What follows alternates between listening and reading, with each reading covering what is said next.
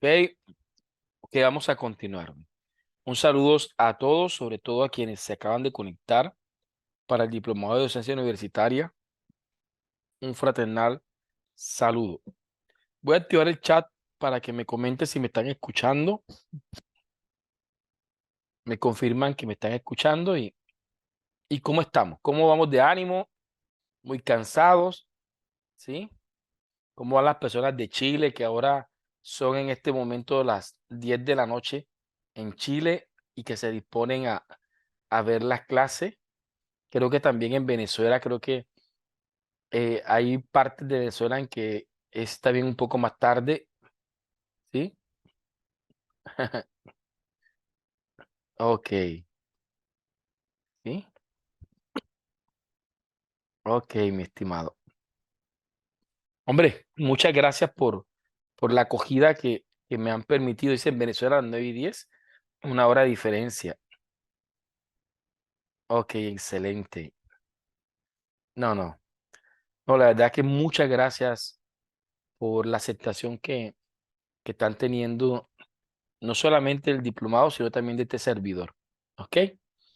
En la clase de hoy les va a fascinar y espero que así sea. Sí, vamos a hablar hoy. Ayer estuvimos hablando de conductivismo. Estuvimos hablando de un modelo pedagógico eh, que fue como el pilar de finales del siglo XIX, principio del siglo XX. Estuvo arraigado en nuestro sistema educativo eh, hasta casi la década de los 90. En Colombia, con la Constitución de 1991 y la Ley General de Educación de 1994, comenzaron como a cambiar un poquito las cosas en términos de la percepción educativa. Entonces, digámoslo así, que el conductivismo de manera formal estuvo arraigado en la educación por mucho tiempo, pero que todavía sigue arraigado en la praxis docente. Todavía habíamos dicho que el conductivismo se centra en el estímulo y respuesta. Hablamos de los condicionamientos operantes, veíamos a Pablo que nos presentaba el interés de generar esos estímulos condicionantes y esas respuestas condicionadas.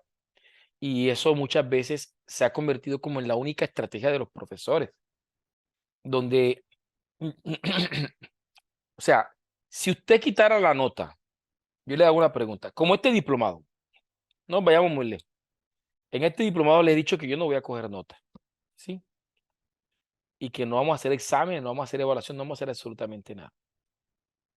Eh, ¿Cuántos pueden asumir el compromiso intrínseco de su propia formación con respecto a los materiales de estudio? Es decir, ¿cuántos de ustedes dicen, no, a mí no me interesa que me cojan nota, pero así sea por audiolibro, yo voy a hacer lo que estamos trabajando?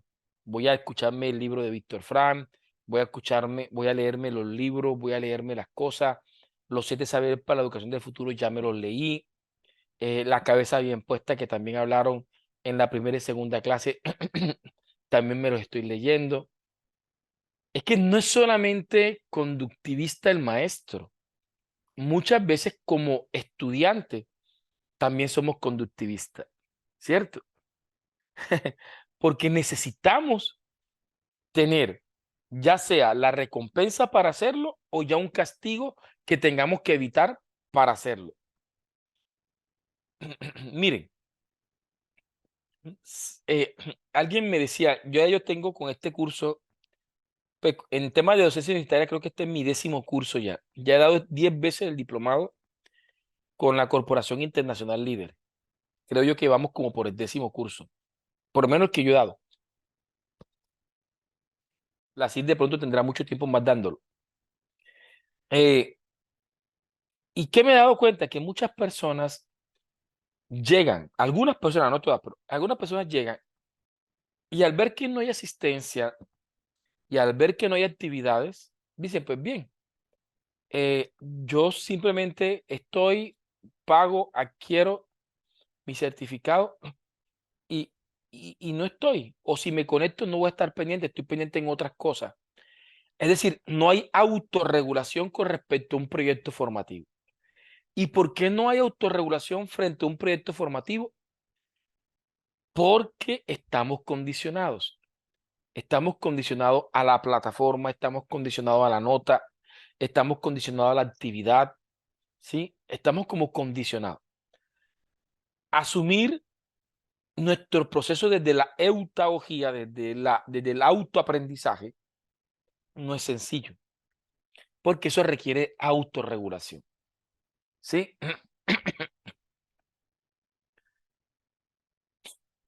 Gracias, mi estimado Oscar. Dice, es cuestión de conciencia. Pero cuando estamos en una sociedad condicionada, ¿cierto? Miren, y aquí donde voy a hacer un aporte crítico, ¿cierto? Eh, para que algunas ideologías políticas funcionen, necesitan vencer el condicionamiento.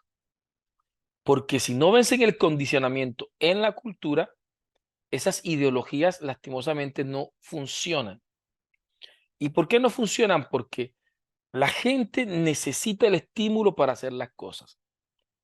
Si le decimos a una persona, tranquilo, yo resuelvo todas tus necesidades, tú no te vas a preocupar de nada, yo te pago todo, un ejemplo, ¿cierto? Sí. Entonces la persona automáticamente no tiene ninguna motivación de cumplir una razón social en el contexto, porque hay un condicionamiento. Estamos condicionados siempre, o sea, si yo le digo a los estudiantes, chicos, vamos a hacer primer día de clase, miren, todos tienen un 5. Digo 5 porque en Colombia la mayoría de las universidades evalúan de 1 a 5. Pero ponga la nota más alta. Usted llega al salón de clase y dice, todos tienen la nota más alta.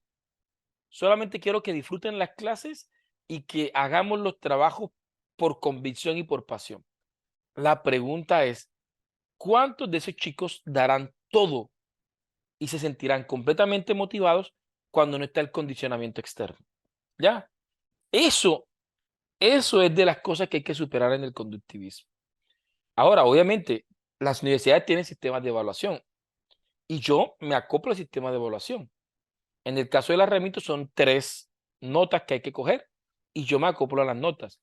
Procuro no convertir la nota como el motivador. Intento en lo posible crear problemas reales para los estudiantes. Por eso es que me gusta trabajar el aprendizaje basado en proyectos. Entonces, desde el ABP, ¿qué logramos desde el ABP? ¿Sí? ¿Qué, ¿Qué logramos desde el ABP? Que ellos problematicen sus realidades. Así logro a veces, o en la mayoría de las veces logro, que el estudiante tenga una motivación en términos del impacto social que está teniendo sus proyectos del aula de clase en sus contextos reales, ¿cierto? Entonces, ya hay una motivación diferente en el sujeto. Hoy vamos a dar un tema para los que les gusta copiar y les gusta tomar sus temas. Hoy vamos a hablar de neurociencia aplicada a la educación. Vamos a hablar del cerebro del que aprende. Vamos a hablar del cerebro del que aprende. Entonces, para quienes les gusta apuntar, podríamos poner como título, por ejemplo, neuroeducación. 2 puntos. Educar desde el cerebro del que aprende. ¿Cierto? Educar desde el cerebro del que aprende. ¿Sí?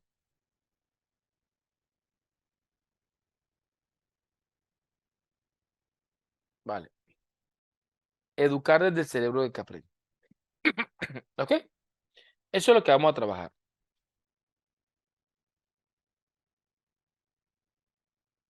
Claro, dice Dexy, eso se supera cuando hay autonomía del estudiante, confianza y que asuma un compromiso de aprender. Y eso desde la próxima semana, lunes, martes, miércoles, jueves y viernes de la otra semana vamos a encontrar el cómo. ¿Cómo lograr eso? ¿Oyeron? Por eso es que no me interesa que me dejen el diplomado mocho. Porque si ustedes se llegan a retirar y no llegan a terminar el diplomado, es una formación inconclusa. Les dije lo malo del conductivismo, las limitaciones del conductivismo, los aportes del conductivismo, pero se van sin saber cómo vencer el conductivismo. Por ejemplo, yo le he dicho a ustedes que, por ejemplo, intentemos una crianza alejada del maltrato físico. Pero la pregunta es, entonces, ¿cómo educamos? Porque de lo contrario, entonces, si yo le quito la única herramienta que tiene el papá para la modificación de la conducta, entonces, ¿cómo va a criar? Entonces, no puedo dejar a los papás solos. Entonces, tengo que capacitarlos en herramientas de formación integral, ¿cierto? ¿Sí? Y por eso, y como no, como quiero ser responsable de eso, yo les voy a compartirles a ustedes, voy a apagar el chat, voy a apagar el chat para compartir a ustedes mi tesis doctoral. De tal forma que a los investigadores de aquí, a los papás, mi tesis doctoral está redactada en un lenguaje tanto científico como popular, en doble vía, por lo cual va a ser aprovechado tanto para los investigadores como para las personas que no necesariamente lo quieren leer en un discurso científico, sino en un discurso reflexivo. Eh, Apliqué una técnica precisamente para lograr ese fin. Vamos aquí a buscar para compartirle la tesis doctoral, ¿ok? Porque no me interesa que ustedes queden como con informaciones sueltas, ¿sí? Así al menos podrán leer a Profeber y espero que disfruten la lectura de esta tesis que hice con mucho amor.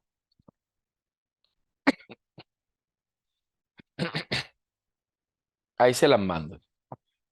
Entonces, para los que están escuchando, aquí les estoy mandando la tesis Currículo del Hogar para una formación integral en primera infancia. Si la buscan en internet, lo más probable es que les toque pagar para acceder a ella, porque en las bases de datos que está es paga, ¿sí? Necesitan autenticarse. Vale, perfecto. Pero veo que no llegó. No llegó, para se la mandé a alguien en privado. Qué pena con ustedes. Ya se las mando nuevamente.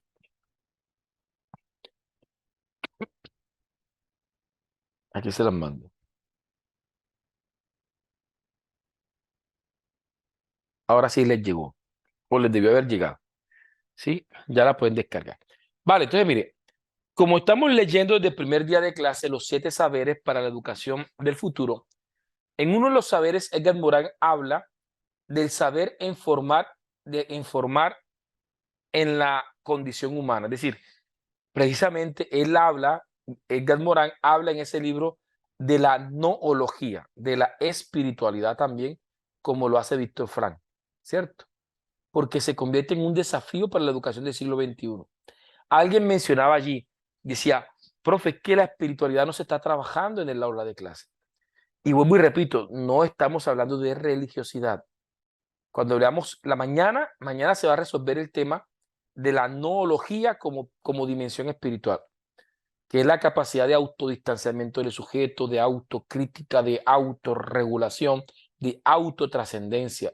Esas 4 características que hacen, ya sea en un contexto religioso o no, que la persona desarrolle habilidades completamente noológicas. Es decir, la capacidad de autocriticarse, de autorreflexión, de autodistanciamiento, de autorregulación. O sea, eso se requiere en cualquier tipo de área en la vida. En la parte religiosa necesitamos estos recursos, en la parte familiar, en la parte profesional, en la parte empresarial. Es un aspecto transversal de la esencia humana. ¿Ok? Entonces, entre los aspectos que mencionaba, Morin también estaba en formar a las personas en sus capacidades psicofísicas, entre ellas la parte neurológicas, sin hacer énfasis en eso. Entonces, simplemente a manera de reflexión, traigo a Edgar Morin simplemente para decir que tenemos que aprender a conocer al cuerpo humano al que pretendemos enseñarle. Si usted no sabe cómo funciona el cuerpo humano, ¿cómo va a enseñar?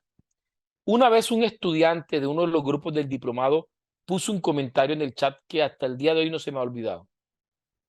El estudiante o el participante puso: profe, enseñar sin tener en cuenta el cerebro del que aprende es como intentar tejer un guante sin nunca haber visto una mano. Y yo leí esa frase y digo, definitivamente tiene toda la razón. Es decir, si yo como maestro no considero el cerebro del que aprende, ¿cierto? Educar sin tener en cuenta el cerebro del que aprende es como crear un guante sin nunca haber visto una mano. Y espero que entiendan lo que voy a decir ahora. Espero que entiendan lo que voy a decir ahora. Quizás muchos de nosotros tengamos respeto por ciertas áreas del conocimiento. Por ejemplo, creo que, por ejemplo, yo hablo de mí, si mi carro está teniendo una falla o está teniendo algún ruido, téngalo por seguro que quizás yo, Ever Coronado, reconociendo lo que ignoro de mecánica automotriz y reconociendo que cualquier acción que yo haga en consideración al desconocimiento que tengo de un motor, mis acciones puedan ser más contraproducentes que prudentes. Quizás en vez de ayudar al problema lo empeore porque desconozco de eso. Entonces, hasta que yo no aprenda aspectos básicos de la mecánica automotriz que me permitan tener la confianza de hacer ciertas cosas hasta ciertas limitaciones, pues lo más probable es que yo voy a recurrir a un mecánico. Eso también sucede con la medicina. Creo que la mayoría de nosotros, por el respeto que le tenemos a la medicina y sabiendo que lo que ignoramos de medicina puede ser más un problema en nuestras acciones, ¿cierto? Que una ayuda. Así que cuando nuestros hijos están enfermos, buscamos un médico, evitando automedicarnos, evitando, obviamente, que lo que hagamos desde casa no perjudique el estado de nuestros hijos o nuestro propio estado. Pero pareciera, mis estimados, pareciera que cuando hablamos de educación, todos fueran expertos en educación. Y pareciera que cuando hablamos de educación, cualquier persona puede dar clase. Y déjenme decirle, no cualquier persona puede ser un buen docente. Y parafraseando un poco a Ratatouille, ¿cierto? Cualquier persona no puede ser un buen docente, pero un buen docente sí puede salir de cualquier persona. Ahora, ¿qué se requiere? Vocación, pasión, profesión, misión. Entonces estamos hablando de coaching ontológico, tal cual como lo mencionábamos en el módulo de coaching. Ahora, ¿qué vamos a hacer en este módulo? Vamos a dar unas bases en lo que respecta a la neurociencia aplicada a la educación. Vamos a trabajar varios aspectos de la neurociencia. Desde la perspectiva del coaching educativo, vamos a ver la programación neurolingüística y vamos a ver ese cerebro triuno que se ha manejado mucho en el neuromarketing. Vamos a tocar y vamos a aprender a reflexionar sobre él. Pero en esta ocasión, este módulo de neurociencia lo vamos a centrar en los aportes directamente desarrollados, ¿sí?, en el ámbito científico apuntado hacia la educación. Vale, voy a activar aquí el chat considerando que ya debieron haber descargado el libro. Ok, si alguien llega a preguntar por el libro, pues alguien que lo tenga a la mano lo puede estar compartiendo. La tesis, qué pena, la tesis. Entonces vamos a hablar, tema de hoy, educar desde el cerebro del que aprende. ¿Por qué tenemos que reflexionar sobre esto? Porque muchas veces cuando preparamos las clases, nos centramos simplemente en el cerebro del que enseña. Entonces, yo les contaba en estos días que unos amigos nos visitaron y yo le preguntaba a la mujer que si sabía manejar carro y ella me decía que no. Yo le pregunté que si el esposo no había tenido la oportunidad de enseñarle. Ella me decía, un día quiso enseñarme y en un solo día quiso darme todo. Y él ahí reafirmó, es que, pero manejar carros es tan fácil. O sea, en una clase es más que suficiente. Yo decía, no, hombre, tú tienes que tener paciencia. Entonces él decía, primera clase es cómo meter la llave. Dice, yo no voy a gastarme una clase enseñando a meter la llave. Entonces, nosotros muchas veces planeamos las clases. Dice, nosotros muchas veces planeamos las clases del cerebro. Aquí me están compartiendo unos libros, ¿cierto? Eh, vale, ahí están compartiendo otra vez, vale. No, porque pensé que estaban compartiendo tesis de ustedes. Si me quieren compartir tesis, artículos de ustedes, publicaciones, me lo mandan a mi correo electrónico, ¿ok? evercoronado@gmail.com. Por aquí, de pronto, no me da tiempo de descargarlo a mí. Ok, entonces, muchas veces planeamos y digo, voy a preparar este tema porque este tema es fácil. Fácil para el cerebro del que enseña, porque ya lo sabe. Pero tengo que pensar en el estudiante que va a aprender. Para mí o para ustedes quizás comer sea fácil ahora, pero a la mayoría de nosotros nos costó aproximadamente casi 2 años desarrollar una motricidad fina que permitiera coger la cuchara, meterla en el arroz y metiéndola en la boca. Y muchos de ustedes, quizás como yo, después de 40 años, todavía seguimos regando arroz en la mesa. ¿Sí? Muchas personas dicen, caminar es fácil, pero ¿cuánto tiempo te costó aprender a caminar?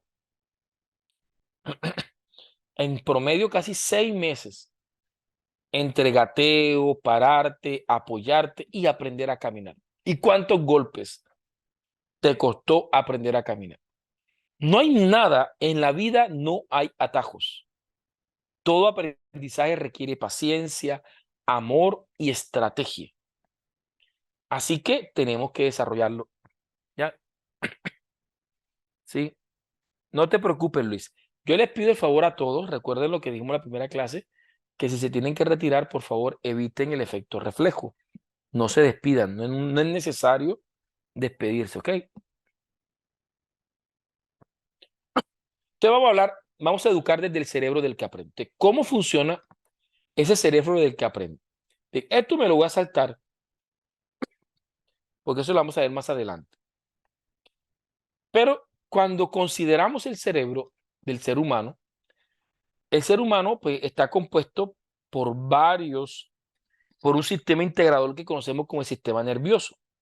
Y en el caso del cerebro, se ha caracterizado que el cerebro, frente a ciertos estímulos del ambiente, logra resolver con más respuestas neuronales en ciertos aspectos. Por ejemplo, se ha demostrado que la corteza prefrontal del cerebro y la amígdala, ¿cierto?, tiende a tener una respuesta predominante y notoria en términos neuronales, ¿cierto?, cuando estamos trabajando aspectos emocionales. Por lo cual, se le ha considerado a estas dos partes del cerebro como el cerebro emocional. ¿Sí? Por otra parte, ha sido la corteza frontal del cerebro y el hipocampo, ¿cierto? Una de las partes del cerebro que ha tenido mayor respuesta, ¿sí?, neuronal cuando las pruebas o los estímulos que se están desarrollando en el ambiente responden a necesidades cognitivas, que tiene que ver con el saber, incorporar estructura, la memoria de corto, largo plazo, la memoria declarativa.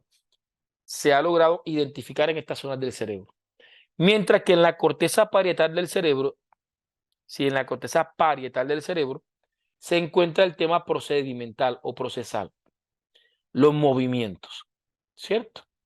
Y se ha demostrado que estos cerebros trabajan de manera independiente y sus memorias también lo son, ¿sí? Eso lo vamos a desarrollar el día de hoy y el día de mañana viernes. ¿Ok?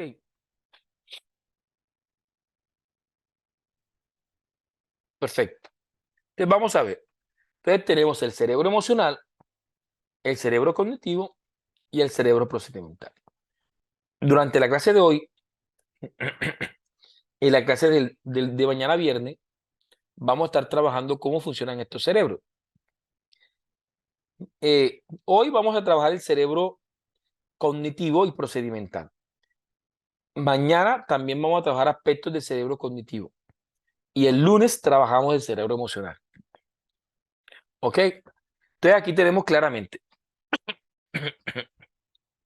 Les pido que me excuse, se me acaba de activar una alergia y me tiene un poquito incómodo. ¿Vale? Entonces, como les decía, el cerebro emocional tiene presencia en la corteza prefrontal del cerebro y en una glándula que se llama la amígdala. Tenemos que separarnos de esas amígdalas que de pronto algunos de ustedes identifican de pronto acá en la garganta, que se nos suele inflamar cuando a veces tenemos alguna virosis y que algunas personas hasta las extirpan. No estamos hablando de esta amígdala de acá, estamos hablando de una que queda en la parte inferior del hipocampo y que ella tiene como función principal regular aspectos emocionales. Y se estima que en la corteza prefrontal y en la amígdala se logra almacenar información en lo que se llama actualmente como memoria emocional. Eso lo vamos a ver el día lunes. ¿Cómo funciona la memoria emocional? ¿Sí?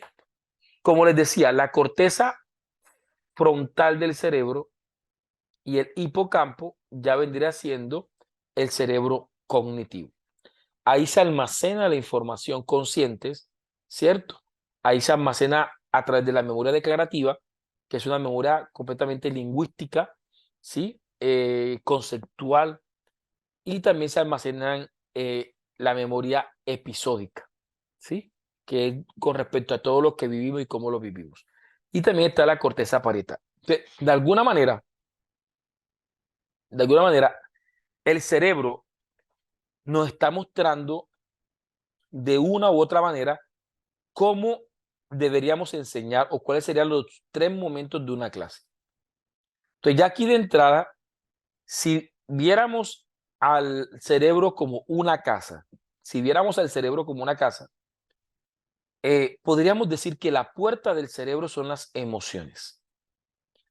Quiere decir que el primer momento de una clase tiene que ver con la conexión emocional, ¿cierto?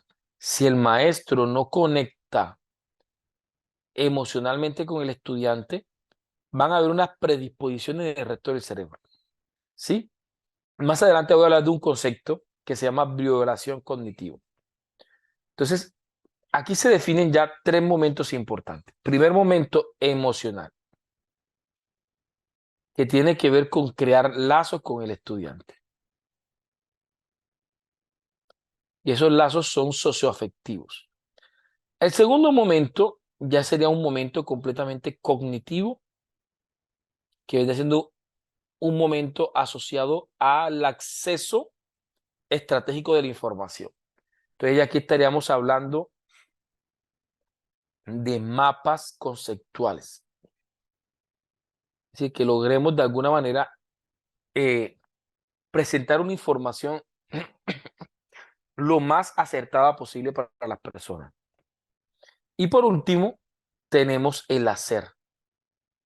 Y por último, tenemos el hacer o la práctica para que la persona pueda trabajar frente al conocimiento. Entonces, si yo simplemente me dedico a educar el cerebro cognitivo y no hago nada con respecto al cerebro procedimental o el cerebro emocional, miren que ya mi práctica es limitada. Estoy simplemente trabajando en un aspecto del cerebro. Y ahora cuando veamos el siguiente mapa, se van a dar cuenta que muchas personas ni siquiera trabajan todo el cerebro cognitivo porque solamente se dedican a trabajar en la memoria de corto plazo, en una memoria completamente literal, y ni siquiera se acerca a una memoria semántica. Entonces, vamos a aprender cómo trabajamos en las diferentes memorias del cerebro.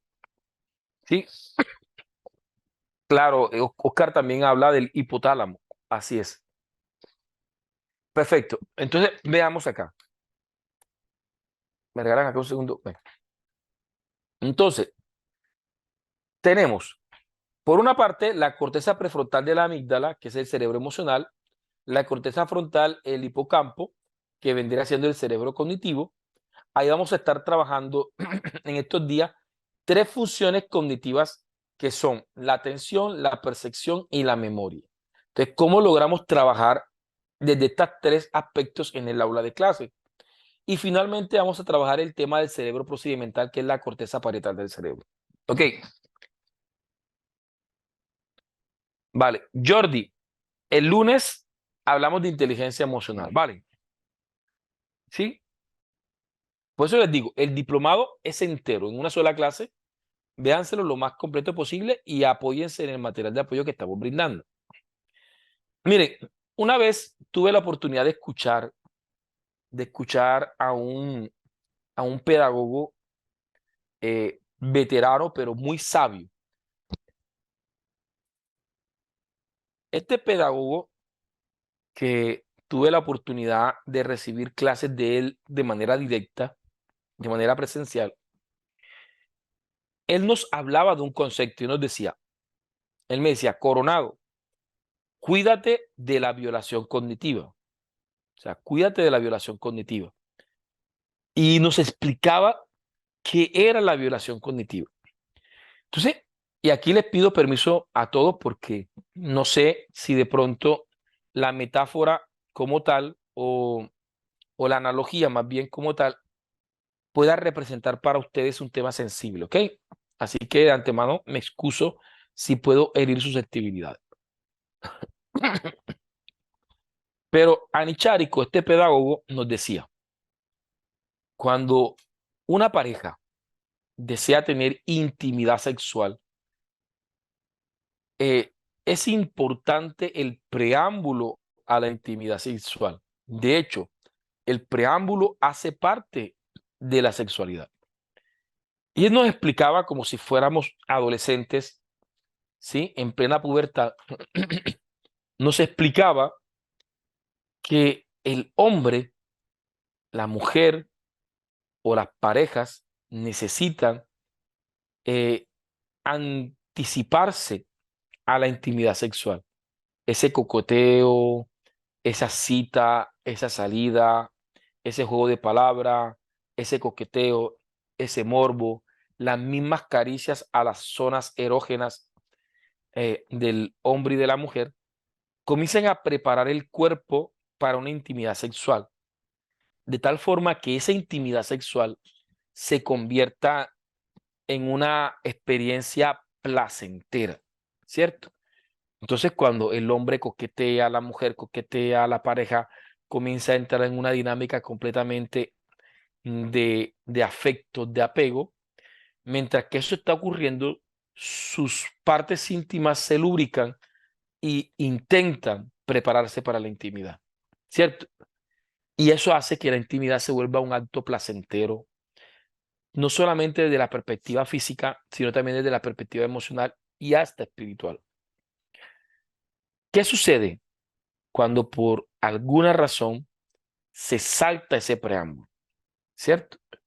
¿Qué sucede cuando de manera abrupta alguien viene y sin ninguna antesala, sin ningún consentimiento y quizás hasta en la fuerza misma accede de manera violenta a esa intimidad sexual? La intimidad no solamente será una intimidad dolorosa desde la perspectiva física, sino que también será una experiencia traumática en el ámbito emocional y generará no solamente cicatrices físicas, sino emocionales para el resto de la vida. Ahora, Anichari conoció un llamado y nos decía, ustedes tienen que evitar la violación cognitiva como maestro. Y nos ponía una analogía que quizás muchos esposos a veces olvidamos, ¿cierto?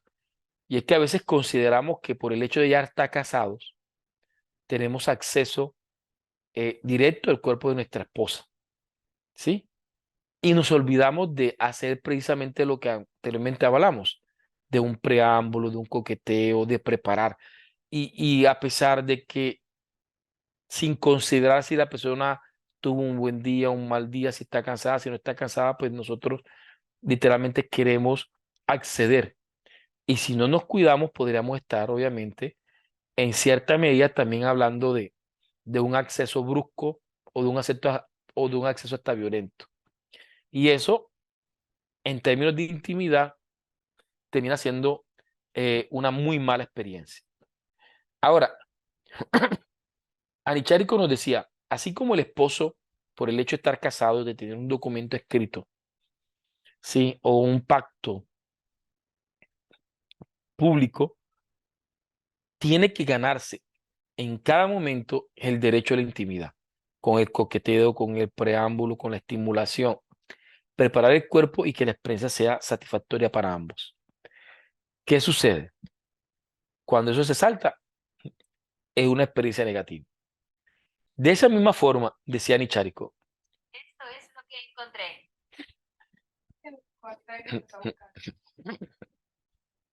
De esa misma forma, Anichárico nos decía que el maestro no puede pretender.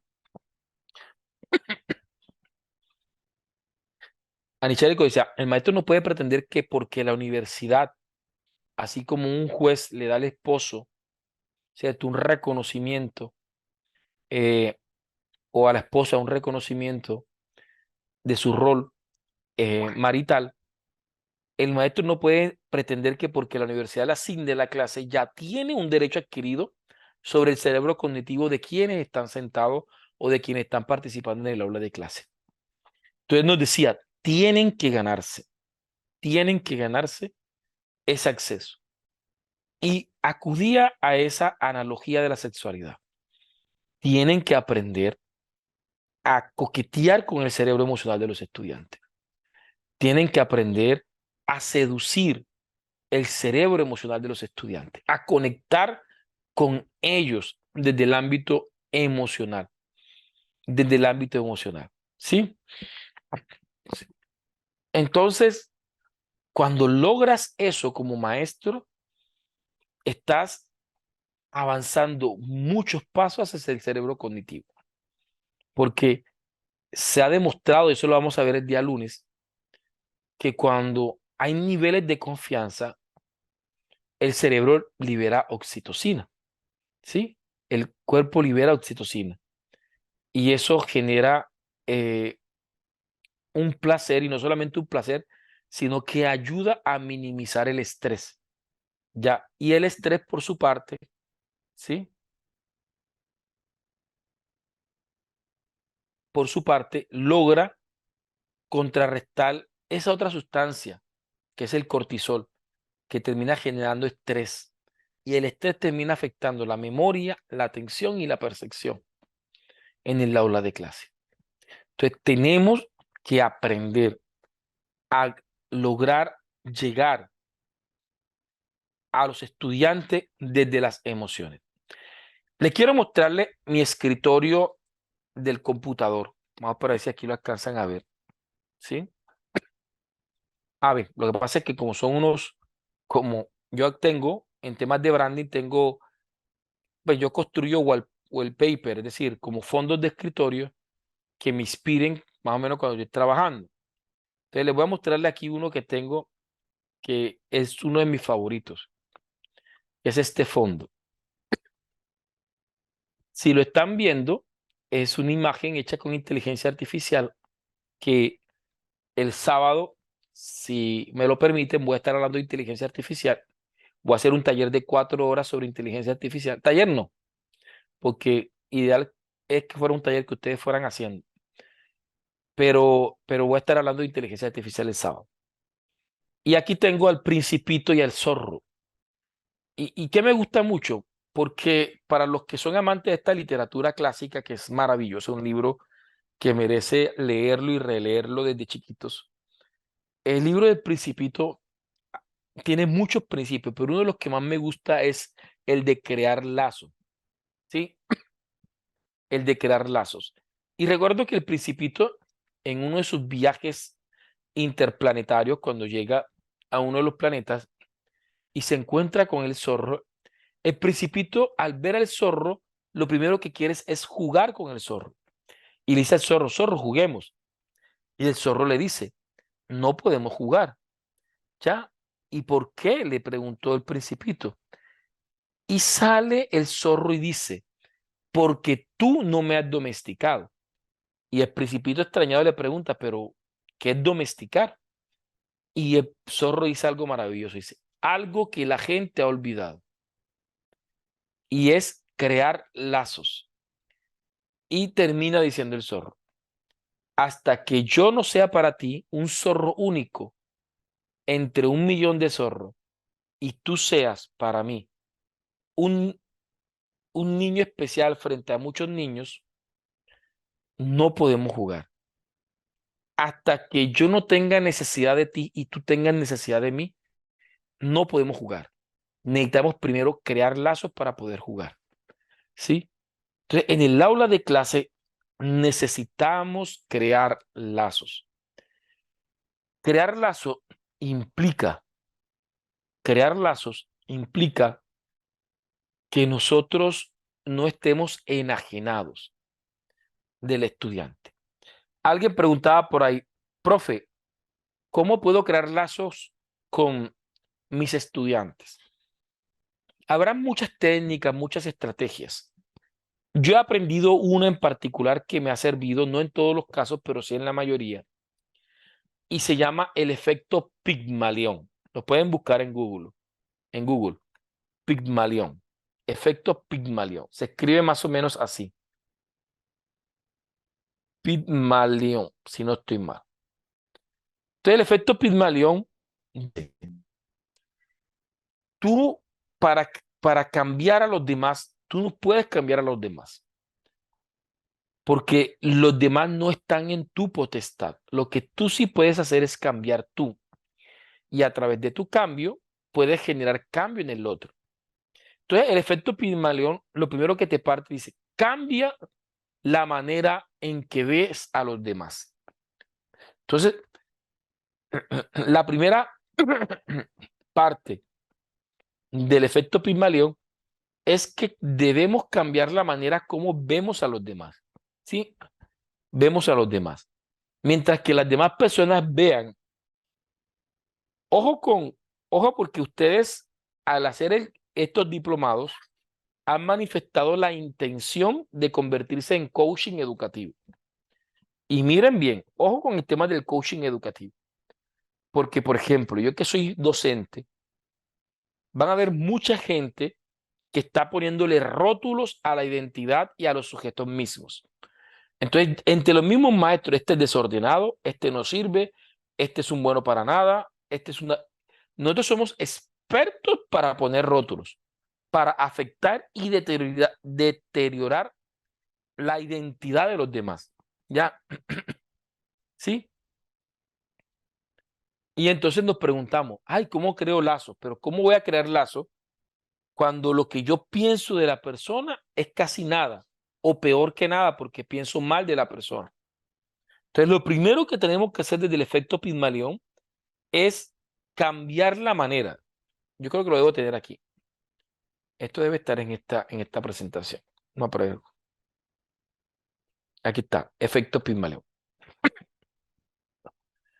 El efecto Pigmalión, lo primero que nos propone el efecto Pigmalión, lo primero que propone el efecto Pigmalión es que tengo que cambiar la manera como veo a los demás. Ahora, cuando yo cambio la manera como veo al otro, voy a cambiar la forma como actúo con el otro. Cuando yo cambio la forma como actúo con el otro, va a cambiar la forma como el otro me mira a mí. Y cuando el otro cambia la manera como me mira a mí, va a cambiar la manera como se comporta conmigo. Y la manera como se comporta conmigo va a cambiar la manera como yo lo veo a él. Y entro en un círculo que lo que va a hacer es tejer un lazo afectivo entre el docente y el estudiante. ¿Cuál es el punto de partida? Tienes que cambiar la manera en cómo ves a los estudiantes. Si la gente dice que es un perdedor, usted tiene que verlo como un ganador. Si la gente dice que no sirve para nada, yo tengo un estudiante que para mí es uno de los mejores estudiantes que yo he tenido. Y una vez en una reunión de promoción, unos profesores se molestaron que por qué él me iba bien a mí y con ello iba mal. Yo le dije, la verdad que él para mí es un chico importante. Tan importante es que es un protagonista en el aula de clase. Señor, pruebe con eso. Deje de estar atacando la identidad del sujeto. Deje de estar atacando a la persona y comience a trabajar con la persona. ¿Sí? Entonces, punto de partida. Cambie la manera como ve a los estudiantes. Entonces, miren, ojo porque en las narrativas digitales de los maestros en las redes sociales, ¿qué se vende? Generación de cristal, que no sirven para nada, que son flojos, que son perezosos. O sea, yo me atrevería que usted podría estar de acuerdo conmigo de todo lo que se dice de esta nueva generación. Y diciendo todo eso, pretendemos ir al aula de clase y hacer como que es como el marido que fuera de casa habla mal de la mujer y cuando llega a la casa pretende que la mujer obviamente ceda a sus deseos. ¿Sí? Entonces, pretendemos cosechar sin haber sembrado. Tenemos que primero sembrar para después cosechar. Si no siembro, no cosecho. ¿Sí? Si no siembro, no cosecho. Entonces, cambie su manera de pensar, de ver a las personas para que cambien sus acciones hacia las personas. Cuando cambien las acciones suyas hacia las personas, va a cambiar la manera en cómo las personas lo ven a ustedes y finalmente, cuando ellos cambien la manera como lo ven a ustedes, van a cambiar la manera de actuar con ustedes. ¿Vale? Entonces, para que eso es una de muchas estrategias para el tema de crear lazo con los estudiantes. Mire, yo creo que en el ámbito emocional la hipocresía es fácil de fácil detención, como que se delata por sí mismo. Detección, gracias. Es de fácil detección, ¿sí? Y se logra identificar con facilidad. Porque a veces queremos cambiar la manera como hablamos, aunque sigamos viendo al estudiante de una manera diferente. No. Por eso cuando hablamos, mire, la gente cree que la programación neurolingüística consiste simplemente en un lenguaje positivo. Y no es así. No es solamente un lenguaje positivo. Porque hay gente, por ejemplo, hay gente que comienza a decir, por ejemplo, me va a ir bien, pero no piensa como una persona que le va a ir bien.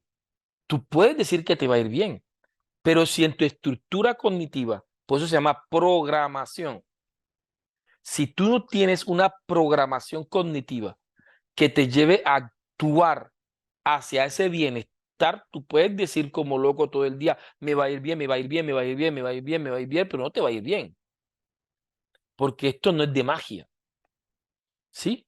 La programación neurolingüística nace primero en la estructura del pensamiento. ¿Cómo yo logro estructurar mi manera de pensar? De ver los problemas de una manera diferente y referirme al problema desde las percepciones de cómo lo estoy recibiendo. Porque de la abundancia del corazón habla la boca, ¿sí? Entonces tenemos que tener, como dice Gabriel, una intencionalidad en el lenguaje. Pero si yo tengo un lenguaje que carece de visión, y yo conozco a más de una persona que llevan 10 años diciendo, proclamando, decretando, ¿sí? En un lenguaje positivo, pero no y nunca lo van a ver, ¿sí? Escrito está, la fe sin obra es fe muerta, ¿sí? Necesitamos tener una estructura de pensamiento que nos movilice hacia esas declaraciones que hacemos. De lo contrario, címbalos que retiñen, ¿sí? Dice Jenny, profe, yo fui tutora de niños con delitos menores y niños vulnerables y se ve comportamiento causado por el trato de sus mayores, lastimosamente. Dice Lía, yo he cambiado hace 20 años los estudiantes que perdían una asignatura eran unos vagos. Varios estudiantes me han enseñado que cada uno es que, un mundo con circunstancias que los pueden llevar a perder una asignatura. Dice Rosa, en sí hay que ganar la confianza de nuestros alumnos, que no nos vean como docentes, sino un tramitador, un guía. Vale, entonces vamos a continuar. Entonces, vamos a explicar. Voy a comenzar con el cerebro procedimental para después llegar al cerebro cognitivo. O sea, hablemos del cerebro procedimental. Como lo mencioné, el cerebro procedimental está en la corteza parietal del cerebro y se encarga de los movimientos, de la parte motora. ¿Sí? Se define que este cerebro es completamente independiente a la memoria declarativa. Es decir, que este cerebro es completamente independiente a la corteza frontal, a la corteza cognitiva. Y es fácil de demostrar, ¿cierto? Por ejemplo, quienes están aquí que saben manejar carro, moto, bicicleta, creo que ustedes me darán la razón que cuando tienen ya cierta experiencia manejando, ustedes manejan sin pensar en manejar. Ustedes no van pensando de pronto en meter cambio. O sea, llega un momento en el que usted está pensando, su cerebro cognitivo está pensando en otras cosas, en lo que hay que pagar, en los compromisos, en las actividades pendientes, en alguna serie que se está viendo. O sea, su cerebro cognitivo está en un tema completamente diferente, mientras que su corteza parietal va manejando el carro. Si usted no se cuida, ¿cierto? Y todos los días coge la misma ruta para ir al trabajo, pero ese día usted pide permiso para ir a una cita médica, si no se cuida, su corteza parietal lo va a terminar llevando al colegio o en la ruta del colegio. Cuando usted logra reaccionar, cuando usted logra reaccionar, pues bien, tendrá que obviamente retomar la vía, ¿sí? ¿Cuántos de nosotros no nos levantamos de la cama, vamos caminando hacia la cocina, llegamos a la nevera, abrimos la puerta de la nevera y cuando estamos en la nevera, el cerebro cognitivo pregunta, ¿qué hago aquí? Y por miedo y por pena de nosotros mismos, terminamos completamente, terminamos completamente tomando agua, ya casi por pena con uno mismo. Entonces la corteza parietal del cerebro se encarga de los movimientos y es una memoria completamente independiente de la memoria declarativa, ¿sí? Eh, si alguien llegase a tener una afectación considerable del cerebro cognitivo, ya sea por un trauma,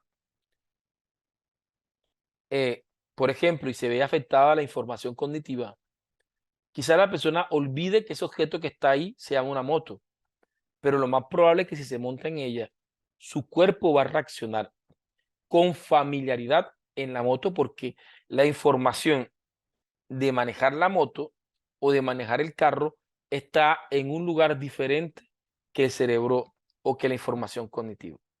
Lo mismo pasa con las emociones, ¿sí? Hay emociones, es decir, hay partes. La memoria emocional logra retener información que de manera consciente no es accedida por el cerebro cognitivo, pero sí llega y repercute de manera significativa en la manera como actuamos. Entonces, mire, nosotros a veces cometemos errores. Les voy a explicar cuál. A veces intentamos validar. Una vez alguien me preguntaba, una vez una persona me preguntaba, profe, ¿por qué en los colegios siguen poniendo planas a los niños de preescolar y de primero y segundo y tercero de primaria? ¿Por qué le siguen poniéndole planas? ¿Cierto? Si eso está mandado a recoger. Ya, y me preguntan, profe, ¿se puede o no se puede todavía poner plana? Mi respuesta es depende. ¿Depende de qué? De a qué parte del cerebro usted quiere trabajar. Por ejemplo, si yo voy a poner planas, que es un movimiento, o le voy a pedir a los estudiantes que transcriban un documento grande, ya, un documento grande, lo transcriban a mano, ¿sí?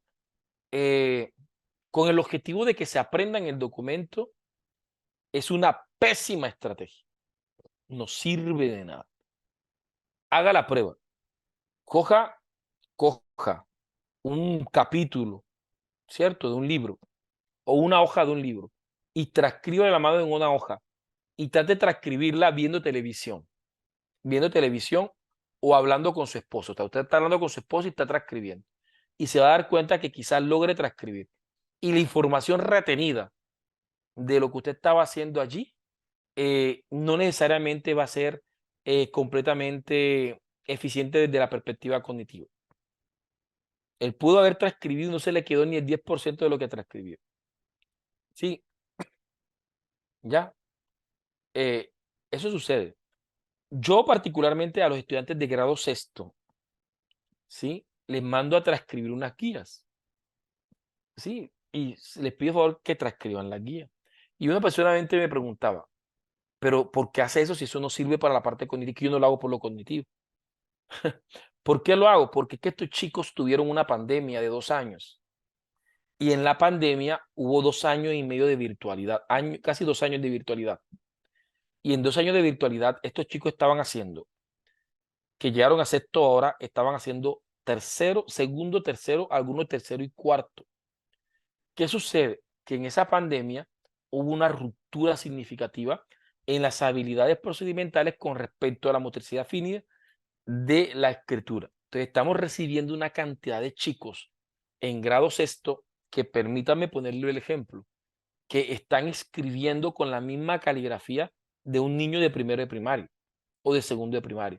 Tienen una caligrafía pésima que ni ellos mismos se logran entender. Entonces, ¿por qué de pronto uno les manda a transcribir? Solamente, solamente con el objetivo que ejerciten la motricidad fina de la escritura, de que los ejercite. Pero entonces viene el papá que no entiende eso y se los transcribe a ellos. ¿Ya? Entonces, si vamos a utilizar planas, es simplemente con el objetivo estratégico de fomentar en la memoria procesal un movimiento fino, trabajar la motricidad fina. En este caso, de la caligrafía, de la escritura. Y allí las planas podrían entrar en un tema estratégico, ¿cierto?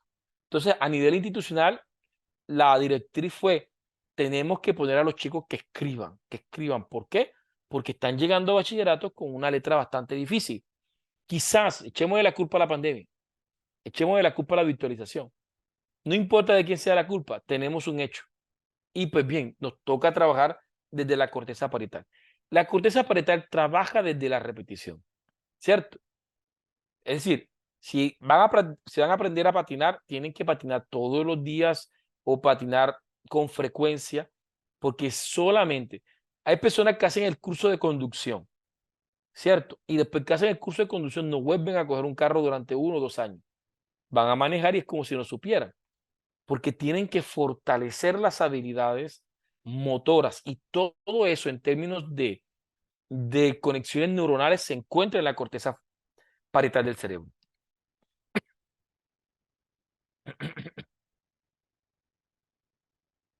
Dice, para alumnos de universidades, ¿cuáles serían actividades para trabajar motricidad?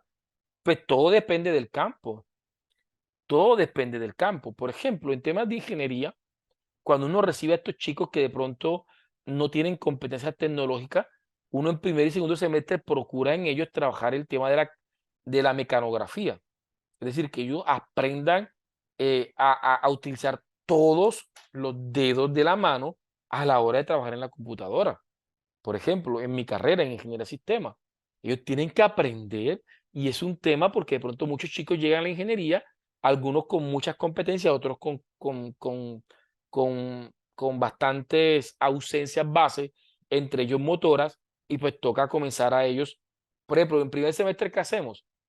Hay un momento, hay unas actividades que desarrollamos donde, de hecho, hay un módulo en particular donde ellos tienen que comenzar a trabajar sin el mouse de la computadora y tirando, obviamente, pseudocódigos en unos programas. Y lo que buscamos, entre muchas cosas, es generar en ellos habilidades motoras asociadas a la programación. Porque no hay cosa que pegue menos que un programador chuceando simplemente con 2 dedos, ¿cierto? Cuando lo que necesitamos, obviamente, es que ellos utilicen los 10 dedos de la mano en lo posible para poder con velocidad hacer digitación de sistema. Eso es por poner un ejemplo, pero obviamente habrán carreras que requerirán diferentes tipos de habilidades motrices. Ya recordemos que ya la universidad comienza a trabajar en disciplinas particulares, que a diferencia de la escuela eran disciplinas más generales. se daba de todo un poco. Acá no. Acá se da de un poco mucho. ¿Sí? ¿Ya? Entonces, ¿cómo es a través de la repetición? Repetir algo, repetir algo, repetir algo. ¿Cierto? Si quieren, hagamos un ejercicio. ¿Les gustaría que hiciéramos un ejercicio? ¿Sí? Vamos a hacerlo, ¿vale? No sé ustedes, y eso nos sirve como pausa activa. ¿Sí? Voy a aprender, voy a activar para que ustedes activen sus cámaras, ¿ok? Dejé de compartir, voy a poner aquí vista para ver a lo más que puedan, ¿sí? Vamos a ver qué están haciendo. Les voy a pedir favor de que activen sus cámaras lo más que puedan.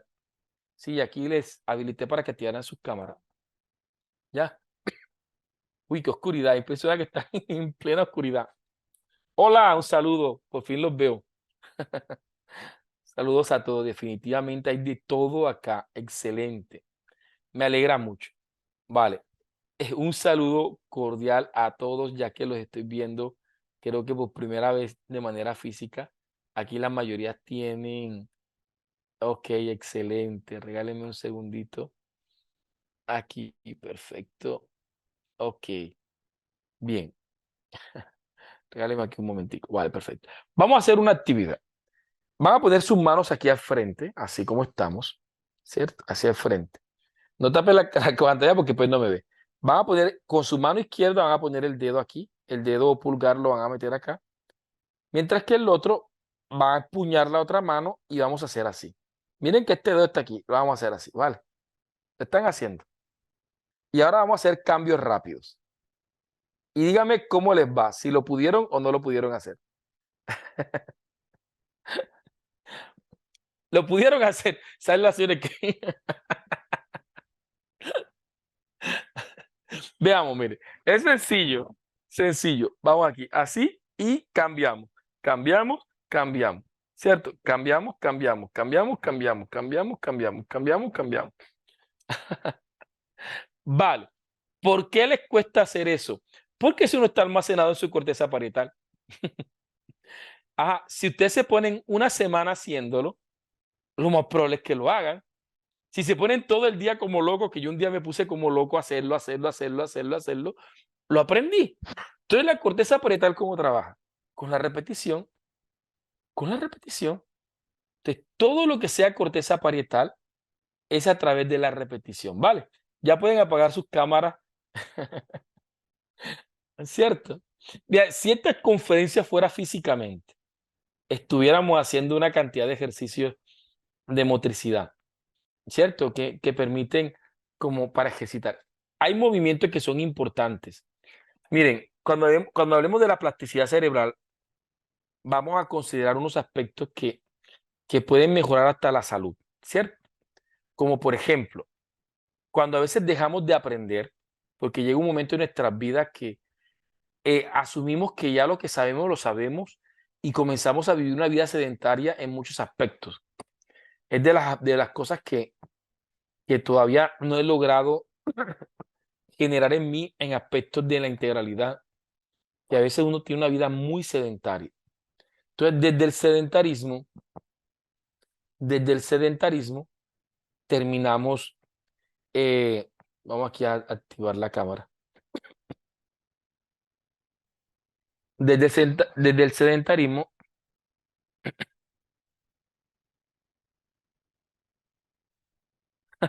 claro, dice, me duelen mucho las manos. Pues no sé si por el ejercicio, pero si te pones a practicar, te va a terminar doliendo las manos. ¿Por qué? Eh, porque no hay la familiarización con el movimiento y el aprendizaje duele. No solamente de la parte motora, también cognitiva, ¿sí? Porque hay un esfuerzo del cerebro, ¿ya? Mire, cometemos ciertos errores como docentes cuando evaluamos mal al cerebro equivocado. Entonces, principio, no evalúe al cerebro equivocado, ¿cierto? Permítame ponerle un ejemplo. Nosotros, por ejemplo, hablemos en la relación de esposo y esposa.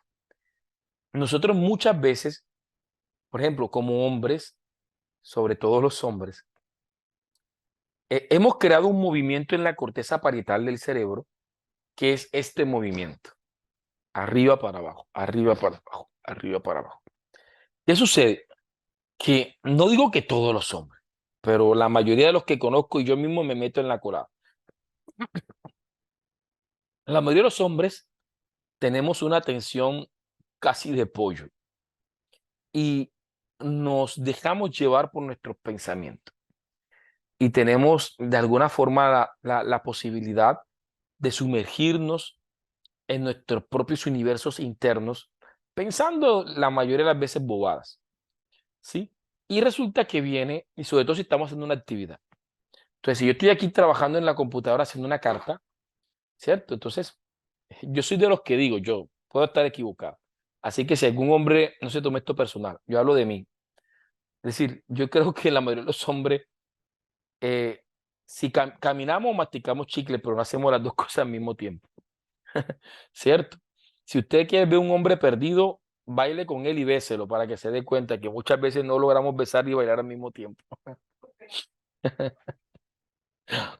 Ya, entonces, ¿qué sucede?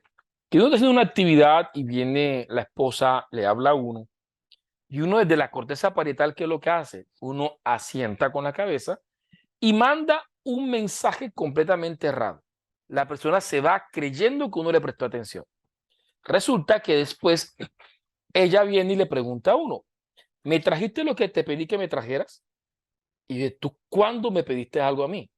¿En qué momento me pediste algo a mí? ¿Cierto? Y ahí viene obviamente una diferencia, porque yo argumento que jamás me lo dijo y ella me dice que sí me lo dijo y no solamente me lo dijo, sino que yo asenté con la cabeza. Entonces, miren el problema que hay aquí, porque ella valida algo cognitivo desde una respuesta parietal y eso es un error. Si yo hago una actividad cognitiva, la evaluación tiene que ser cognitiva, no parietal. Cuando usted está dando una conferencia en un auditorio, en un discurso, no se fíe de las respuestas parietales, no se fíe del asentamiento de la cabeza, porque eso es un movimiento involuntario que muchas personas hacen como aceptación social, y eso está metido hasta en la propia inconsciencia del sujeto. ¿Ya? Entonces vamos. Y miren cómo es lo fregado la comunicación en el matrimonio. Porque considerando, entonces viene lo siguiente. Entonces, por ejemplo, en el caso de mi esposa, entonces ya ha aprendido más o menos conmigo que tiene que, uno, garantizar el contacto visual. Ya tiene que trabajar sobre una función ejecutiva del cerebro cognitivo, que es la atención, ¿cierto? Entonces, lo primero que tengo que hacer es garantizar la atención, porque estoy en el cerebro cognitivo. Ella me va a decir algo. Mi amor, ¿me puedes mirar un momento? ¿Cierto? Porque entonces resulta que en el caso de los hombres, la vista está directamente relacionada con la atención. Si yo no la estoy viendo, lo más probable es que no le preste atención, ¿cierto? ¿Sí? Entonces viene. Lo segundo, dada la información, ella tiene que validar la percepción, que si yo entendí o no entendí, de las cosas que más ocurre en la comunicación entre parejas porque se percibe las cosas de manera diferente, ¿ya? Entonces, las ambigüedades. O sea, si mi esposa me dice, ve a la nevera, o sea, ve a la cocina, ¿sí? Pela la mitad de las papas y pon la cocina, no se sorprenda que cuando llegue uno haya metido todas las papas peladas por la mitad cada una, ¿sí? Y las puse a hervir. Porque quizás lo que ella dijo puede tener varias interpretaciones. Y somos expertos para coger la opción menos deseada de las mujeres. Y eso representa un conflicto, es que eso no fue lo que yo te pedí. Y tercero, la memoria, que ella valide. Entonces, parece que fuera como un cuarto hijo para ella. Porque entonces ella viene y me dice, préstame atención, saca la basura, ¿cierto? Y me pide, por ejemplo, ¿qué te acabo de pedir? Que saques la basura. Y valida que yo haya recibido la información. Y valida que yo haya recibido la información. ¿Ya? ¿Ya? ¿Ah?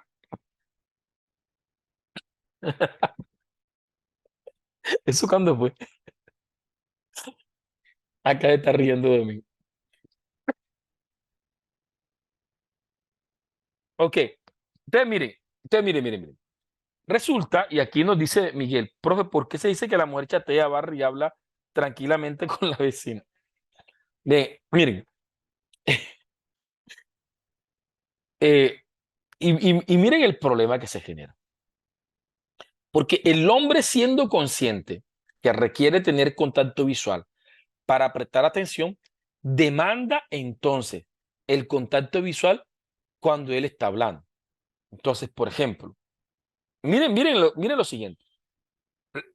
Y vuelvo y digo, no quiero generalizar, pero la mayoría de las mujeres prestan atención sin necesidad de ver. La mayoría de los hombres necesitan ver para prestar atención.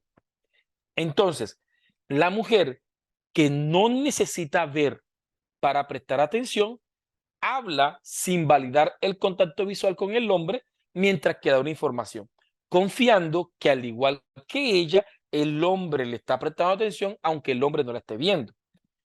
Por su parte, el hombre que necesita ver para prestar atención le molesta cuando está hablando y la mujer no lo está viendo, porque cada uno juzga desde sus propias características, voy a decirle culturales para no irme a ningún aspecto neurológico, ¿cierto?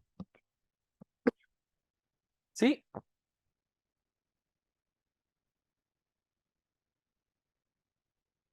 Entonces, qué interesante cuando llegamos a puntos de equilibrio. O sea, mi esposa sabe que cuando está hablando conmigo, yo le voy a pedirle que me preste, que me vea, porque eso me hace sentir que me está prestando atención. Y cuando ella está hablando conmigo, trata de garantizar un contacto visual, porque ella sabe que de pronto eh, no le puedo estar escuchando bien, ¿cierto? Ahora, Robert Reboot no son todos los hombres. Quizás, quizás el esposo de mi esposa le salió defectuoso, no sé. Mire, va también el otro tema, que pues ya eso sí no lo hablo de los hombres, quizás de algunas condiciones.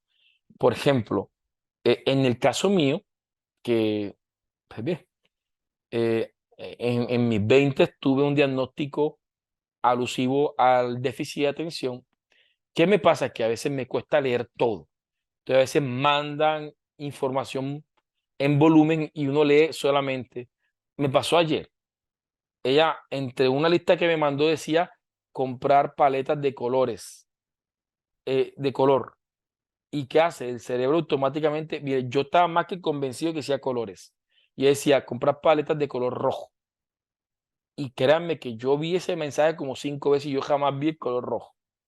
Por lo cual compré paletas de colores. Cuando llegué a la casa, pues, oh sorpresa, era solamente de color rojo y justamente las paletas que yo compré, ni una era roja. Había como de todos los colores menos rojo.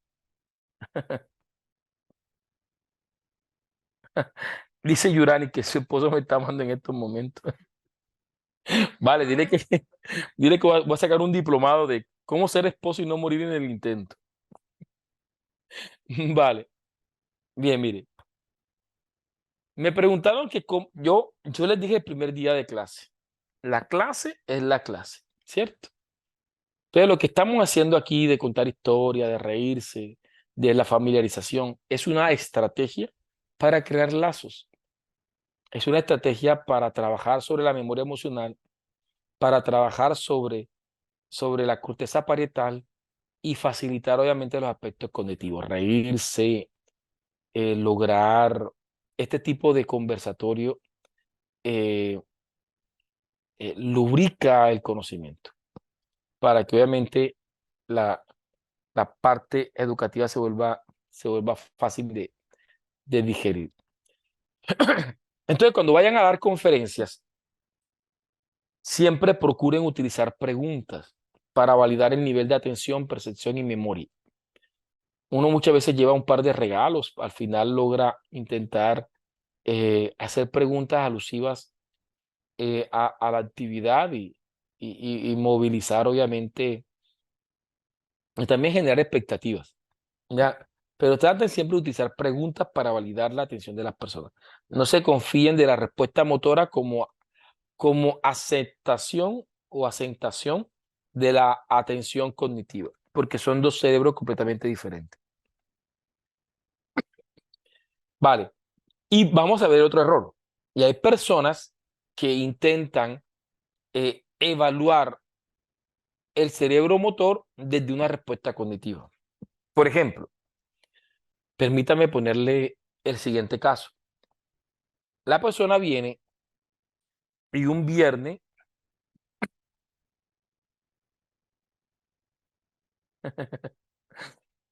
Edith me está diciendo que di en voz alta para que mi esposo le escuche, que los hombres deben mirar a la esposa cuando ella les habla, para que mi esposo escuche, porque siempre le reclamo lo mismo.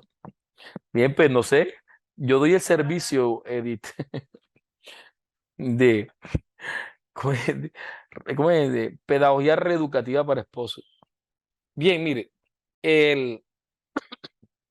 les cuento, ay, ahora se me fue, ¿de qué estaba hablando? Bien, le iba a ponerle un ejemplo. Imagínense mañana es viernes, la persona decide, como es viernes y el cuerpo lo sabe, la persona decide ir a tomarse unas copas con sus amigos, una actividad social, y las personas van a tomarse sus copitas, ¿vale? Perfecto. Pero resulta que la persona se ha tomado sus 4 o 5 copas y hace un error grandísimo. Y es que la persona entonces comienza a evaluar su capacidad motora para manejar el carro desde su lucidez cognitiva. Entonces la persona toma la mala decisión de autoevaluar su capacidad de manejar desde su lucidez cognitiva. Bueno, pues si yo me siento bien, me siento consciente, me siento atento, de hecho, ponme una operación matemática para que veas que te la digo, que yo no me siento borracho. Entonces, miren el error grandísimo, porque entonces cometemos el otro error. Estoy intentando evaluar mi capacidad motora para conducir desde una lucidez cognitiva. Entonces estamos evaluando al cerebro equivocado, ¿cierto? Entonces, por eso es que cuando la policía lo detiene a usted, anteriormente, pues, ahora con las tecnologías casi no lo hacen, pero anteriormente hacían una prueba motora porque no les interesaba lo cognitivo, ¿cierto? Vienen, lo para, usted está como ebrio, ¿cierto? Y le hacían una prueba de 3 o 4 ejercicios, ¿cierto? Haga el número 4 con las piernas, trate de mantener el equilibrio, camine en línea recta. No era una prueba cognitiva, necesitaban hacer una prueba motora para evaluar las capacidades de respuesta motora, porque son dos cerebros completamente diferentes. Rosa, no, en este momento está el audio inhabilitado. En unos 5 o 10 minutos habilito el audio por si de pronto alguien quiere, como de costumbre, participar en la retroalimentación. Ok, perfecto. Entonces sí acaban de comprender. Otro elemento que la gente ignora también es el tema de la digestión. Porque digámoslo, que la persona evalúa su capacidad motora, ¿cierto? Pero resulta que viene y se toma una última copa. Dice, no, mira, yo me siento bien, hago equilibrio, hago el número 4 con las piernas, me voy acá, mira que yo estoy bien motoramente. Y se toma el último trago porque definitivamente, o se acaba de tomar se acaba de tomar el último trago y está haciendo la prueba motora, ¿cierto? Y dice, no, yo me siento en confianza de manejar. Cogen el carro y no tienen en cuenta una variable, que es la digestión. ¿Cuánto tiempo se demora el cuerpo haciendo la digestión de ese último trago o de esos últimos 2 tragos que se tomó? Es decir, esa digestión no se desarrolla de manera directa, ¿cierto? Puede pasar que si el trayecto que la persona va a transitar puede usar de media hora, ¿cierto? Puede que durante el trayecto varias de las copas que no se habían digerido completamente todavía comiencen a hacer efecto durante el camino y comiencen a deteriorar de manera significativa su capacidad de respuesta motora. Dicho de otra manera, Si va a tomar, no maneje. O sea, si usted va a tomar, no maneje ni con una ni con dos. Y súmele varias variables más. Una, que no todas las personas tienen la misma capacidad de digestión. Es una variable. Quiere decir que porque otro pueda, usted no significa que pueda. Dos, que su cuerpo no responde de la misma forma con diferentes tipos de alcohol. Quizás de pronto usted ha hecho cosas con un tipo de alcohol y le ha funcionado durante un determinado tiempo, no necesariamente le va a funcionar lo mismo con diferentes tipos de alcohol. Tercero, ¿cierto? Cronológicamente nuestro cuerpo también va cambiando. Así que nuestro nivel de capacidad, ¿cierto? De hace 10 años, 5 años, 4 años, no necesariamente es la misma de ahora. Entonces, entender el cerebro nos permite también educarnos para la vida frente a aspectos como este. Miren, ok,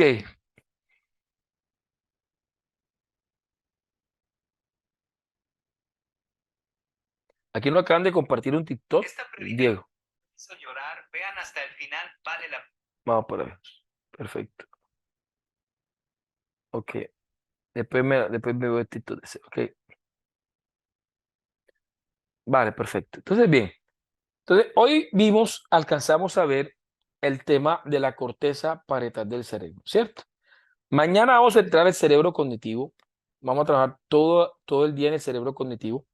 Mañana es viernes. Sé que el cuerpo lo sabe y que muchos de ustedes de pronto no se van a conectar. Pero mañana, como abrebocas, vamos a hablar del cerebro cognitivo, vamos a hablar de los principios de neuroeducación, vamos a hablar de la plasticidad, de la sinapsis, cómo desarrollar la sinapsis desde el aula de clase y vamos a ver si el tiempo nos alcanza, vamos a hablar sobre las presentaciones disruptivas, de cómo hacer presentaciones de alto impacto, considerando todo. Porque este tema de la neurociencia no es solamente una retórica. Vamos a hablar de las ondas cerebrales. La clase de mañana va a ser bastante interesante, ¿sí? Pero, por ejemplo, ¿por qué yo hago las diapositivas como las hago? ¿Por qué yo hago las diapositivas de esta manera? Porque estas diapositivas responden a principios de neurociencia aplicada a la educación. Buscan desde los colores llamar su atención y activar la atención. Los elementos representan una función importante en el cerebro asociativo con respecto al concepto que estamos trabajando. El tipo de fuente también ayuda a crear nodos discursivos.